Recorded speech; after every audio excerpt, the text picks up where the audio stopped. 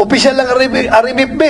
Kaya huwag kayo matakot, pero it is incumbent on your part na dapat bigyan ninyo ng advice yung mga pulis natin na kahit na nagpe-perform sila na kailang mandato, maintain to be friendly sa mga tao natin. Tinatanong sila ng media, ayaw magsagot. Sir, kung lang ito, yung police visibility nila ito. Wala pa kaming karapatan duty namin ito na mag-provide ng police visibility. Trabaho naman ito. Pwede naman lang sabihin gano'n para huwag matakot ng mga tao, pero hindi nagsasalita. Walang mga nameplate, ang mga mukha naka-cover. Kaya ang tao na-intimidate. So dapat you should be there to to normalize the situation. Huwag natin takutin yung tao. Ha? Pacify ka. Can I qualify some of the things? Yeah, go ahead. Sir, when we say media, sir, sana sir kung mainstream, pero sa ngayon kasi sir, focus lang talaga sir naman. Sa Manila naman talaga sir ang gumagawa ng So anong ibig mo sabihin? Si Minay hindi mainstream? Ganon nilalait. Feeling ko napanood nito ni yung video ko eh. Siguro nakarating sa kampo nito yung video ko. Hindi, feeling ko lang nakarating yung video ko dyan eh.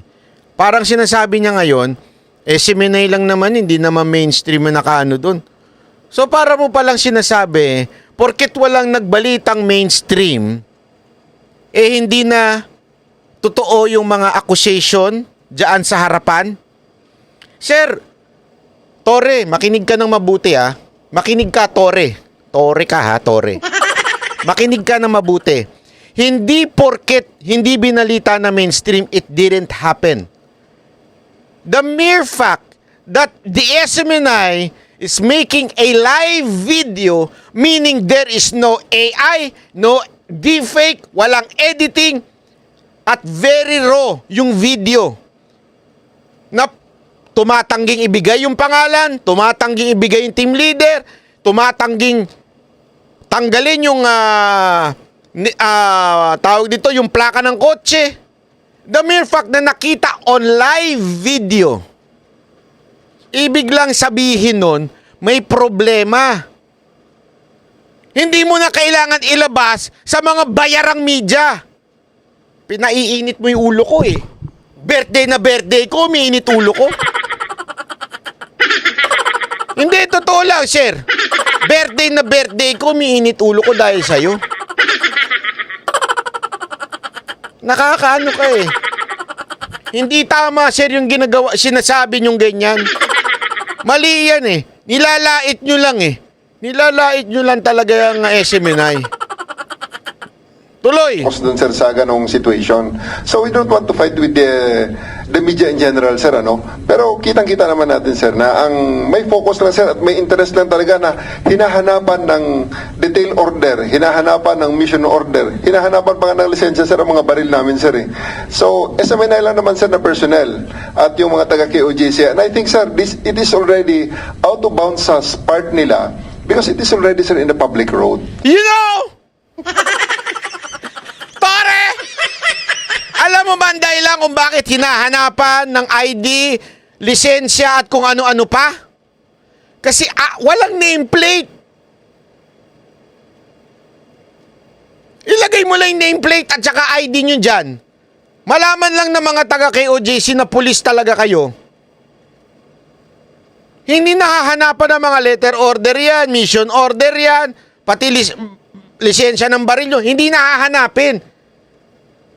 Ang problema kasi sir, literal tinatanggal. Literal, nakatakip yung plate, yung plaka. Anak na, at karapatan yan ng mga sibilyan. Sir, naka-rubber shoes pa. Pambihira naman, Sir Torre, At hindi lang naman sila sir ang tina-checkpoint doon. Kitang-kita naman sir, lahat sir may checkpoint tayong lahat ng checkpoint natin sir walang pinipili. Yan lang naman sir. Mr. Chair. Yeah, thank you. Mr. Chair. Sorry po if may I say something po?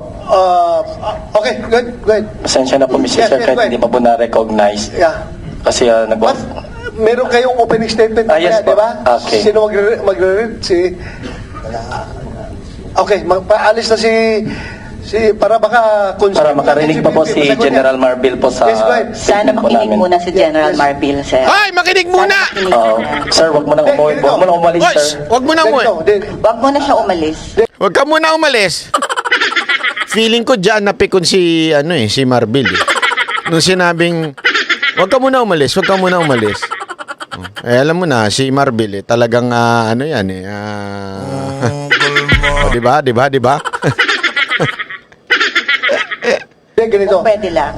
Kung pwede lang naman. Dahil may mga tao siya may disgrasya, mayroong misencounter doon sa kwan, kailangan niya puntahan.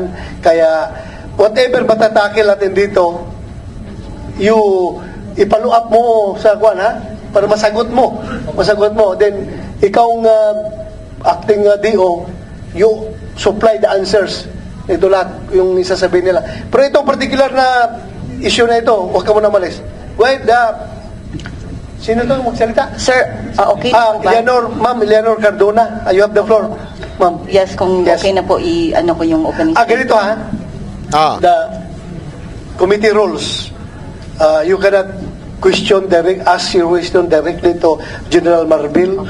You course it through me, and Yes, ako sir. magtatanong sa kanya. Okay? Yeah, go ahead. Yes, sir. Thank Go you ahead. so much. Mr. Chair, I will be first reading the statement of our KOJC administrator, who is also invited but he cannot come. The property Sino? administrator of KOJC, who is former President Rodrigo Roa Duterte. Go ahead. Thank you. Thank you po. This is a statement of former President Rodrigo Duterte dated June 13, 2024, and I read, "To members of the Kingdom of Jesus Christ and to all citizens who uphold the rule of law, June 10, 2024 will go down as a day of infamy. Heavily armed battalions of the Philippine National Police, Special Action Force, and the Criminal Investigation and Detection Group raided various church compounds in Barangay Buhangin and Tamayong, Davao City, Glory Mountain and Cusans Baptismal Resort, Samal Island, and the Kitbog Compound, Malungon, Sarangani Province, ostensibly in a coordinated effort to serve warrants of arrest on Pastor Apollo Kibuloy. Except for the over-publicized arrest warrants, the raiders did not present any search warrant in all of the church properties raided by the law enforcement agencies. This is a clear violation of the law. It has an overkill in any language. This act cannot go unpunished. While I am saddened to do this, given my personal and in the past official support for the police and the armed forces of the Philippines, my duties as administrator of church properties demand that I take legal and appropriate action. In line with this, I have ordered not only the preparation of affidavits of all members aggrieved and traumatized by the said unfortunate incident, but also an inventory of church properties destroyed as a consequence. It is incumbent not only upon the church but also upon officers of the law to take appropriate action, considering that the said trespass was beamed by social media all over the world and thus sent the wrong signal that this country has become a police state with no respect for the law and religious institutions. While the damage has been done, the opportunity is there to rectify the errors brought about by the trampling of basic rights in the conduct of the alleged raid by granting the reliefs and legal remedies provided by law. It is unfortunate that the obsession of this administration to demonize Pastor Kibuloy even before he could be convicted by a court of law is a clear maneuver to Forward na natin itong part na to. divert attention. Is not yet convicted in any court here in the Philippines. Allegations. Sir, kasi mga bilaan, for the longest time, napaka-peaceful na po nung sa Sarangani Province. Nung madaling araw, sinugod yung bahay nila, mga bahay nila, at pinilit silang palabasin. Yung una, pinagsisipa yung mga door. Madaling araw, sir, halos mga pawid lang yung bahay nila. Tapos, yung unang, yung matanda, may sakit na siya. Kaya medyo nasa labas na lang siya ng bahay. Pinilit talaga siyang palabasin. labas kayo. Matanda na, sir, kasi may sakit nga. Pinalabas. Bedridden siya. Pinalabas talaga. Pinilit na lalat, pati yung matatanda. Pinilit nilang palabasin sa bahay. Sir, hindi po yun sa compound. Nasa community po yun. Mga bilaan yun.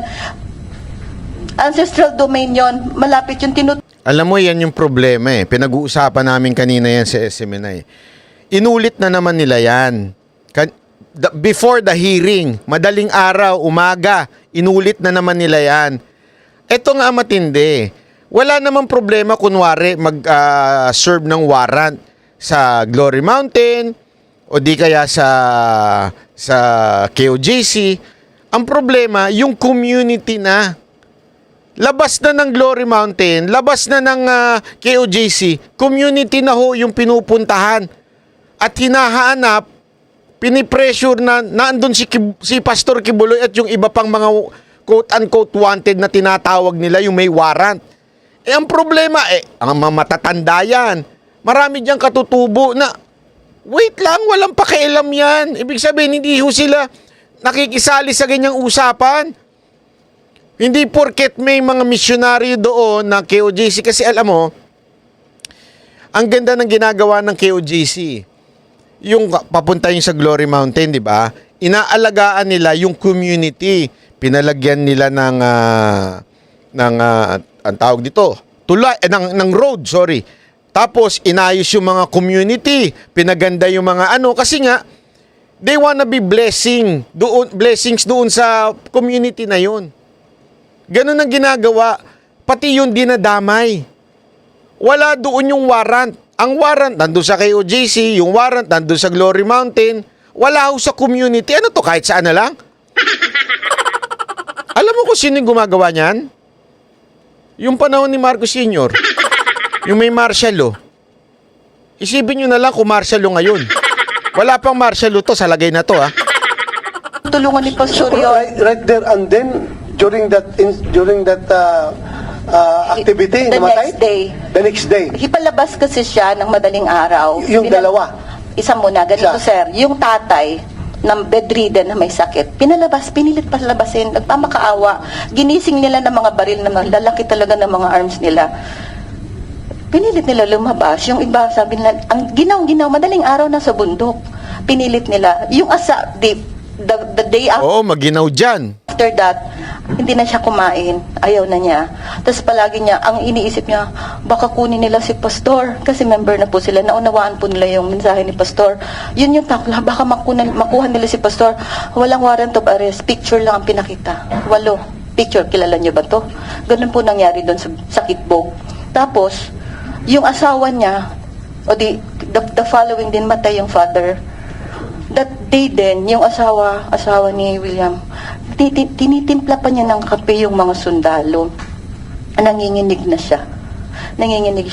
After a few days, na-stroke. Hindi na si Brother William nakapaglibing sa father niya kasi na-stroke yung asawa niya. Tinulungan namin, dinala sa hospital. Dilin naglaon. Sir, namatay din.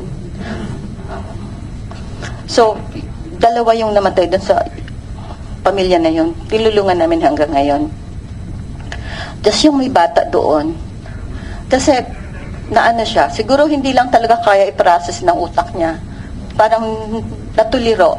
Naloko pag may makikita siyang drone, binabato niya. Pag may makikita silang naka-uniform, natatakot sila. Kahit even, sir, nasira yung bait. Hindi talaga, hanggang ngayon pinapagamot namin. Hanggang ngayon, namin. Tapos yung sa Glory Mountain naman, may mga footages naman, sir. Grabe, no? Yung sinabi nila na nakipaglaban dahil may bolos. Natural, kasi bundok yun. Glory Mountain yun. After ng prayer, nagpa-farm sila, nag-garden sila. So, dala-dala nila yung pang-farm. Yan, na-confirm din namin yan. Kahit yung mga bata, meron silang, kasi wala po signal doon. Yung sa Glory Mountain, wala masyadong, as in mahinang-mahina yung signal doon sa Glory Mountain. Tapos, di ba, yung mga bata doon, ano yun, yung bang typical, hindi naman, basta, parang alam mo yung probinsya na yung mga doon, nagtatanim. Naalala ko nung bata ko eh. Dali. Hindi ko na lang sasabihin kung kailan taon, ha. Kasi malalaman nyo. Naalala ko nung bata ko, wala pang social media nun. Oo. Alam mo ginagawa ko? Kasama nung lolo ko, si Lelong. Nagtatanim kami ng kamote. Tapos, inaani namin yung kamote, imimerienda namin. Ganun ang ginagawa. May maliit lang kami na garden doon. Diyan, ganun talaga ginagawa dyan sa Glory Mountain. Kahit mga bata, may daladalang ita kasi nga, nagtatabas-tabas sila, pinapaganda nila yung Glory Mountain. Di ba, pinakita ko naman sa inyo yung video, ang ganda-ganda ng Glory Mountain. Sila mismo nag-aalaga. They treat it as their own. Ganun sila doon. 90s ba yan? Hindi, mga 20s na yan. 2000 na yung mga 2000 na yan. Bigla na ang sinabi nila, ibababa kasi papamedico legal yung 6 with Oh. minors pa. Pero pagdating doon sa Kalinan Police Station, nagtaka na lang yung guardian, pinasuot na sila ng orange. Bata yan, ha? Sila ng mugshot. Sir, mga innocent yun kasi mga ano din yun, nasa tribo din yun. Tinutulungan lang ni Pastor doon sa bundok. Ganun po. Hindi man lang binasahan ng Miranda rights or what. Ganun lang. Pero Ilan yun? Ilan? 6 po. Oo, hindi man lang yun, as in, kinuha sila, kunwari, medical legal, ganyan-ganyan, pero pagdating doon, pinasuot na sila kaagad ng orange, tas picture-picture, para ipakita sa Amerika, meron kami nadakip. 6. Opo. Marami pa. 6 lang lahat. Kinasuhan. Opo. Pinasuot ng orange. Nasaan sila ngayon? Nasaan sila ngayon? Nandun pa rin po sa Glory Mountain, pero nandito po yung witness. Kasama po namin. Nag-post sila. Ay, grabe, Garski. Ramdam ko, ginawa sa kanila. Ginawa sa amin yan. Hulid up, walang ID, wala. Lahat. Ginawa siya yan. Chinese ka ba? Chinese si Garski. Alam niyo ba? Saan ka lumaki? Sa farm? ng bail? Paano sila ni-release? Ordinary filing lang po yun. Tapos nirelease din lang po sila, sir, nung hapon. Okay. Sa call center mo, ginanon ka, Garski? Anong kaso nila, attorney? Anong kinaso? Obstruction of justice daw. Obstruction of justice ang Humingi ng pera sa amin nasa... Grabe mga demonyo. No? Baka yan yung dinala sa KOJC. nila. Kasi? PNP. Kasi Talaga nag-obstruct sila na hindi makapasok ang polis? Ganun ginawa nila? allegedly po, yun ang allegation ng Philippine National Police. Actually, 8 po yung dinala.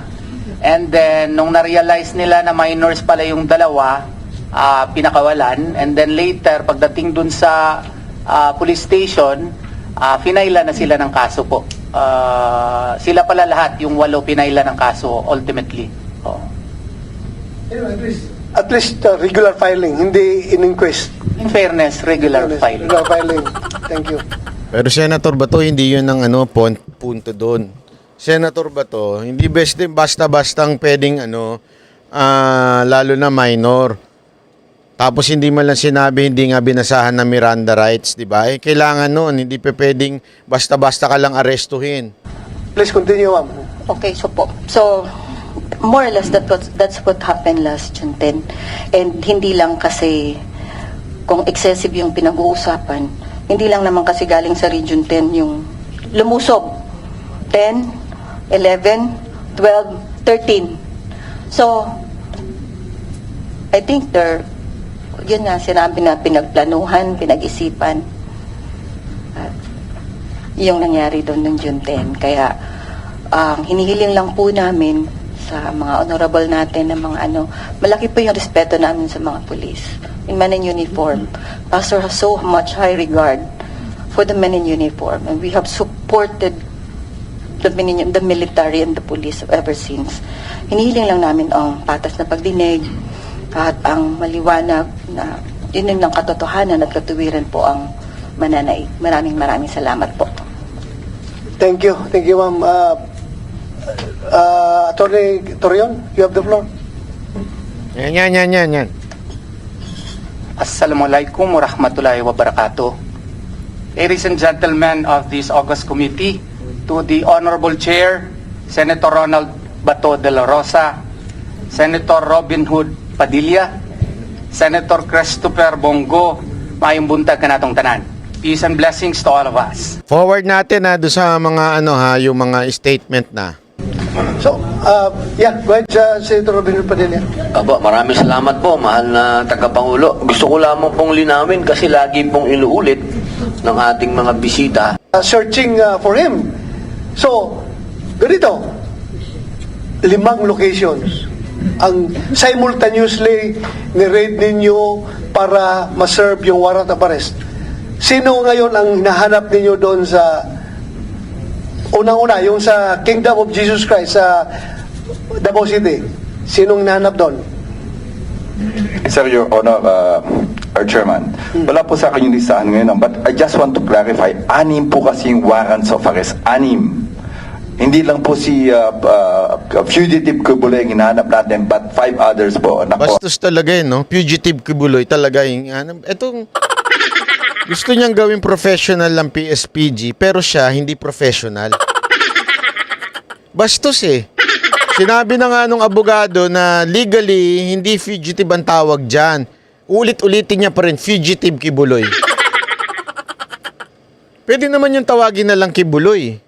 Wala na nga siyang respeto eh. 'Di ba? Ikaw kaya tawagin ka kaya namin Lucifer Marbil. 'Di ba? Ang bastos mo rin no? Hindi sir, sa totoo lang, ang bastos mo rin. May pagkabastos ka rin eh. Sinabi na ngang nasasaktan yung mga kausap mo. Alam mo, minsan, umayos ka rin. Naging professional ka. Marbil, gusto mo maging professional yung mga pulis. Pero ikaw, ganyan ka magsalita. Ganyan ka magtrato ng mga nasasaktan na tao. Tatawagin mo pa talagang fugitive no? Ako nasasaktan ako eh. Hindi totoo, nasasaktan ako for them.